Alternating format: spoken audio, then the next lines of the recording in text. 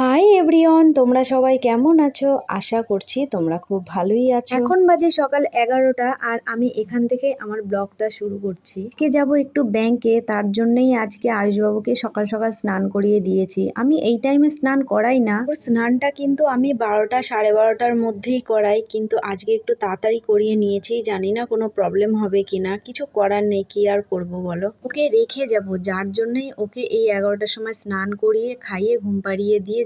আর ব্যাংকের ব্যাপার তোমরা তো জানোই কতটা লেট হয়, হয়ে গেলে তো ভালো, আর লেট হলে তো অনেকটাই লেট হয়ে যাবে, ওকে কিছুতেই ওখানে তখন রাখা আর যাবে না। তাই ওকে রেখে যাব ওর দাদার কাছে, মানে আমার শ্বশুর মশাইয়ের কাছে। কাল রাতে ভেবে রেখেছিলাম আজকে একটু সকাল সকালই উঠবো, কিন্তু কি আর করা যাবে, সকালে আর উঠতে পারিনি। অ্যালার্ম দিয়ে রেখেছিলাম কিন্তু অ্যালার্মটাও আর বাজিনি, তার জন্যই না আজকে উঠতে লেট হয়ে গেছে। আজকে কিন্তু আগে উঠেই বাসি কাজ বাদ দিয়ে আগেই রান্নাটা করে নিয়েছিলাম। এই রান্নাটা করা থাকলে আর আয়ুষবাবুর স্নান করিয়ে খাওয়া দাওয়া কমপ্লিট করে ঘুম পাড়িয়ে রেখে দিয়ে গেলে আমার কিন্তু আর কোনো টেনশন হবে না ব্যাংকে গিয়ে। তার জন্যই এই দুটো কাজ আগেই ঘুম থেকে উঠে করে নিয়েছি। আর একটা সত্যি কথা জানো তো, আমার মেয়ে ছাড়া না আমার ছেলেকে রেখে যাওয়ার সাহস আমি কারোর কাছেই পাই না। আজ আমার মেয়ে বাড়িতে নেই, গেছে স্কুলে। আমার মেয়ে যদি বাড়িতে থাকতো আমি কিন্তু আমার ছেলেকে স্নান করিয়ে খাইয়ে শুধু রেখে দিয়ে যেতাম, ঘুম পড়াতাম না, ওই ঘুম পাড়িয়ে দিত। ও আজ স্কুলে যেতে চাইছিল না, কিন্তু ওর স্কুলে আজকে কি একটা আছে যার জন্য ওকেও যেতে হয়েছে। আর আজকেই আমার ব্যাংকেও যেতে হবে, আমার ব্যাংকে আজকেই যাওয়াটা জরুরি। অনেক দিন দিয়েই ভাবছি যাব